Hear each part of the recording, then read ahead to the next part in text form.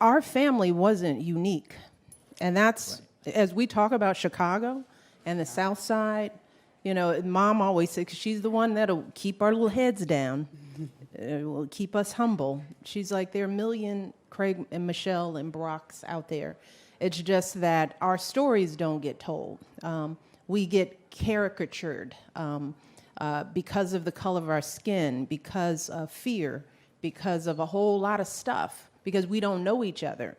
We think that this family, this beautiful portrait was the portrait of everybody in our neighborhood and of all of our family members. This was not unique.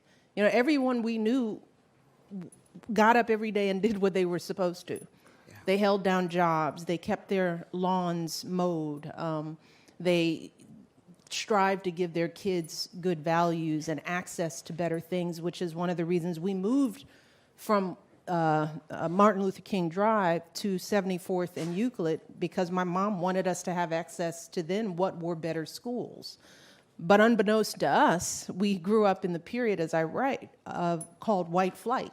Yeah. That is, families like ours, upstanding families like ours, who were doing everything we were supposed to do and better.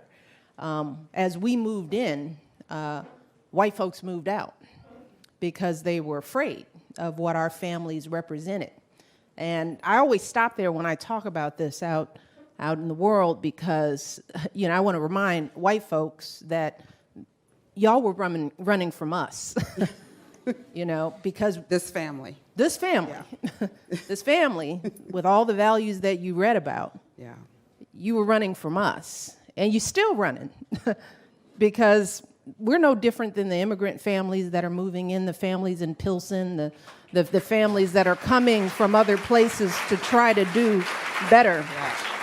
But because we can so easily wash over who we really were because of the color of our skin, because of the texture of our hair, that's what divides countries. Artificially as well. Artificial things that don't even touch on the values that people bring to life.